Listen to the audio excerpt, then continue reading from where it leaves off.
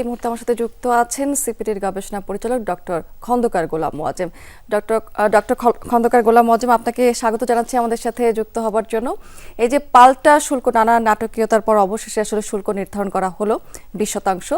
তো সব মিলিয়ে বাংলাদেশি পণ্য আসলে মার্কিন বাজারে প্রবেশ করতে ঠিক কত শতাংশ শুল্ক এখন দিতে হবে? দেখুন, আমরা পূর্ণাঙ্গ চুক্তির বিষয়টি পুরোপুরি এখনো জানি না যে সরকারের সঙ্গে মার্কিন প্রশাসনের পূর্ণ চুক্তিটি কি হয়েছে। তবে যতটুকু এ পর্যন্ত ধারণা করি যে যে রেসিপ্রোকাল ট্যারিফটি যেটি আগে 35% ছিল সেটি কমিয়ে 20% করা হয়েছে এবং সামগ্রিকভাবে আগের যে আমাদের এভারেজ এমএফএন ট্যারিফ যেটা 15% ছিল, সেই 20 আর এবং 15 মিলে 35% ট্যারিফ হয়তো মার্কিন বাজারে আমাদের পণ্যের উপরে দিতে হবে। তবে একই সাথে এটাও মনে রাখা দরকার যে এই চুক্তির একটি ক্লজে রয়েছে ট্রান্সশিপমেন্ট ট্যারিফ, অর্থাৎ তৃতীয় উচ্চ শুল্কের কোনো দেশ থেকে কাঁচামাল ব্যবহার করে মার্কিন বাজারে পণ্য রপ্তানি করলে আরো 40% শুল্ক আরোপিত হবে।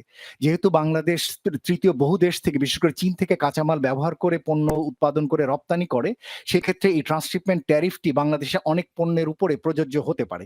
সেক্ষেত্রে এটি সম্ভবত 35% না থেকে এর পরিমাণটি আরো বেড়ে যেতে পারে।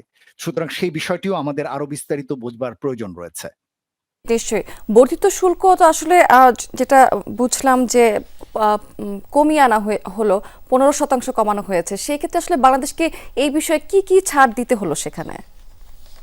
আমরা মনে করি যে সরকারের পক্ষ থেকে দ্রুততর সময়ে যে চুক্তিটি করা হয়েছে সেই চুক্তির উন্মুক্ত করা প্রয়োজন। কেননা নন ডিসক্লোজার হয়তো নেগোসিয়েশন পর্যায়ে এটির যুক্তিকতা থাকতে পারে, কিন্তু চুক্তি যেহেতু হয়ে গিয়েছে এখন উভয় পক্ষ এটি উন্মুক্ত করতে পারেন এবং তার মাধ্যমে আমরা আসলে জানতে পারবো যে মার্কিন বাজার থেকে পণ্য আমদানি, মার্কিন উদ্যোক্তাদের বিনিয়োগ অথবা নন ট্যারিফ যে বিভিন্ন ব্যারিয়ার নিয়ে আমরা আলোচনা করছিলাম সেটি, এবং কৌশলগত এবং জাতীয় স্বার্থের যে কথাটি আমরা আলোচনাতে আসলো একটু আগে নিউজে, সেই বিষয়গুলো কি দাঁড়ালো সেটি আসলে আমাদের একটু জানা প্রয়োজন রয়েছে।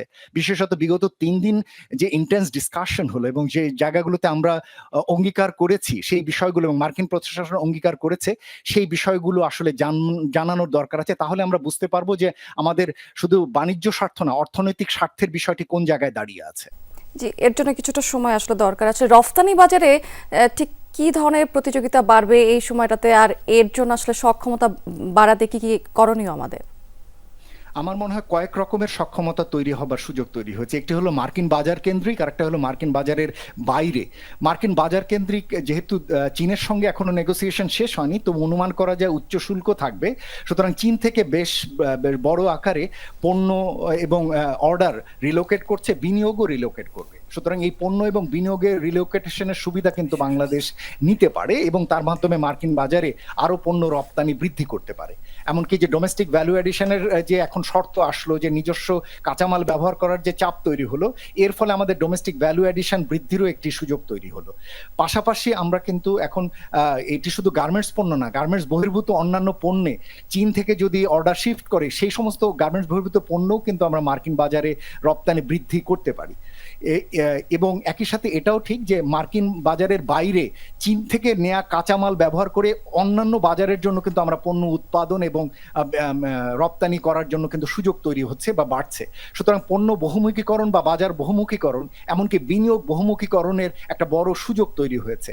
দুর্ভাগ্য যে এটিগুলোকে অ্যাকোমোডেট করবার মতো যে পরিস্থিতি এই মুহূর্তে অবকাঠামো, লজিস্টিক্স, বন্দর সক্ষমতার মতো জায়গাগুলোতে যেভাবে তৈরি থাকা দরকার সেটি পূর্ণাঙ্গভাবে নেই। এবং একই সাথে রাজনৈতিক উত্তরণটিও দ্রুততর সময় হলে আমার মনে হয় যে নির্বাচিত সরকারের অধীনে এই উত্তরণগুলো আরো ভালোভাবে করা সম্ভব হবে। জি, নিশ্চয়ই। দ্বিপাক্ষিক বাণিজ্য বাড়াতে বাণিজ্য সংস্থার নিয়ম নীতি আসলে এই ক্ষেত্রে কতটুকু অনুসরণ করা হলো? দেখুন, দুর্ভাগ্য যে পুরো এই নেগোসিয়েশনটি শুধু বাংলাদেশের সাথেই না, উন্নয়নশীল উন্নত দেশগুলোর সঙ্গে এই যে কাঠামোতেটি হলো যে দ্বিপক্ষীয় পর্যায়ে করতে গিয়ে এবং দ্বিপক্ষীয় পর্যায়ে নতুন করে শুল্ক আরোপ, এটি ডাব্লিউটিও কাঠামোর আওতার বাইরে। আমরা প্রত্যাশা করেছিলাম যে ডাব্লিউটিও এই জায়গাটিতে তার অবস্থান শক্তভাবে দৃঢ়ভাবে মার্কিন প্রশাসনকে জানাবে এবং এই জায়গা থেকে সরে আসতে বলবে, কেননা পণ্য ভিত্তিক সাধারণত ডাব্লিউটিওতে তার কম্পারেটিভ অ্যাডভান্টেজ চিন্তা করে শুল্ক আরোপ হয়। কিন্তু এই ক্ষেত্রে যেটি হয়েছে রাষ্ট্রভিত্তিক হলো। এর ফলে যেটি দাঁড়িয়েছে যে ট্রাম্পের এই ট্যারিফের কারণে সারা বিশ্ব ব্যবস্থা একটা নতুন ধরনের ট্রেড রেজিমে অন্তর্ভুক্ত হলো। এখন বাংলাদেশকে কিন্তু প্রত্যেকটি দেশের সাথে, যাদের সাথে তার বাণিজ্য ঘাটতি রয়েছে, প্রত্যেকের সাথে সে কিন্তু বায়োল্যাটারালি নেগোসিয়েশন করার একটা ঝুঁকির মধ্যে পড়তে হতে পারে। সেক্ষেত্রে বাংলাদেশের মতো দেশ যাদের অল্প কয়েকটি পণ্য রপ্তানি করার আছে, তারা অন্যান্য দেশকে কি ধরনের অফার করবে সেটি কিন্তু পরিষ্কার না। সুতরাং এই যে বাংলাদেশের আগামী দিনগুলোতে ট্রেড নেগোসিয়েশনগুলো আরো জটিল হবে বলে আমার অনুমান। যে আমাদের সামনে বেশ কিছু সুযোগ আসলে তৈরি হয়েছে, কতটুকু কার্যকর আমরা সেই পদক্ষেপগুলো নিতে পারি এটি কাজে লাগাতে, সেটি আসলে দেখার বিষয়। অনেক ধন্যবাদ আপনাকে আপনার মূল্যবান মতামতের জন্য।